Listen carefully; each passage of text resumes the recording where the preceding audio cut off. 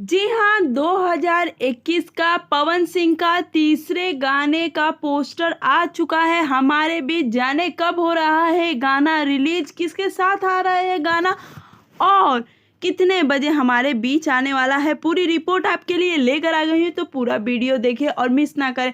और पवन सिंह के बॉलीवुड गाने के इतने बड़े रिकॉर्ड के बारे में आप क्या कहना चाहते हैं, नीचे कमेंट में ज़रूर लिखें और इस वीडियो को लाइक करना बिल्कुल भी ना भूलें। जी हाँ, बेल पतैया के चटैया गाने का नाम है। और आपको बता दें कि पवन सिंह जी का ये गाना काफ़ी दिनों से चर्चे में था और फोटो पोस्टर सभी शेयर हो रहे थे।